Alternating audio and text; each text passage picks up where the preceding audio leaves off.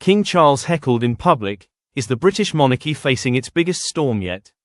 Yesterday afternoon in Cleethorpes, a rare and striking moment unfolded, and it was unlike any typical royal appearance. As King Charles stepped out to greet members of the public, instead of applause, a group of protesters suddenly shouted, "What did you know about Andrew and Epstein? Are you protecting your brother from prosecution?" The atmosphere instantly turned tense. This was not the usual crowd watching the monarchy as a symbol. This time, people wanted answers. And what happened next shocked many observers. Within just 24 hours, Buckingham Palace released a major statement. King Charles declared that he was ready to support any police investigation relating to Prince Andrew. A dramatic shift in tone. The question is this genuine transparency, or simply a desperate move to protect the crown? Who were the protesters, and what do they want? Witnesses in Cleethorpes reported that the hecklers were not simply anti-royal fans.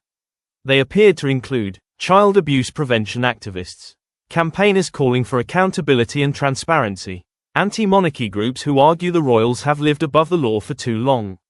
They held signs, filmed the scene, and repeatedly made one demand clear: no one is above justice, not even a prince. One woman in the crowd reportedly said, "If the palace shields Andrew, then Charles must also be held responsible." That is why chants of "abdicate" began to echo. What is Prince Andrew facing? Author and royal researcher Andrew Lownie, who has spent years investigating Andrew-related files, highlights three major areas of concern. 1. Financial misconduct allegations. Lownie claims Prince Andrew may have shared sensitive information during his time as a trade envoy, a taxpayer-funded role. If proven, this would raise serious ethical and legal questions. 2. Sex trafficking allegations. Some allegations suggest that women may have been trafficked to Andrew, including at royal residences. It is important to note, these remain allegations and have not resulted in a criminal conviction. However, Andrew's repeated association with such scandals has fueled widespread outrage.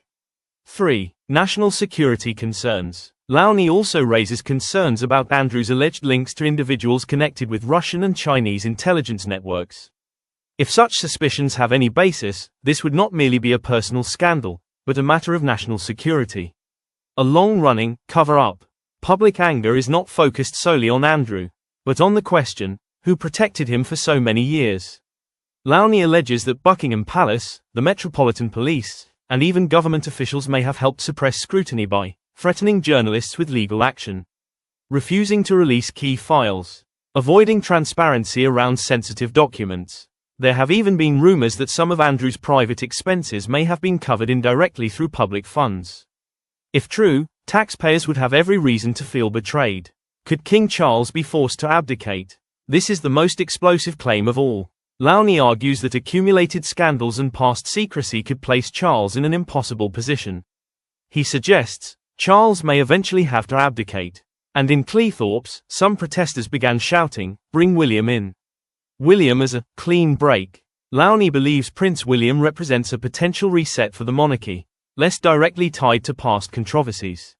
Seen as more stable and modern, viewed by many as the future hope of the institution. A clean break from the old era. And that may be what truly terrifies the palace. The public no longer wants only Andrew investigated. They want the entire system to change. Could Andrew flee the country? One further controversial prediction. Lownie speculates that Andrew might attempt to leave Britain for a country without an extradition treaty if legal risks intensify.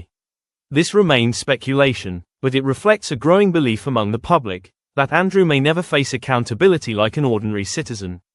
A turning point for the monarchy. Cleethorpes was just one afternoon, but the heckling may signal something far bigger. The monarchy is no longer immune from public confrontation. King Charles now faces two stark choices: protect his brother and risk the future of the crown, or abandon Andrew to save the monarchy itself. And the biggest question still hangs in the air: is this only the beginning, or the final chapter of King Charles's reign?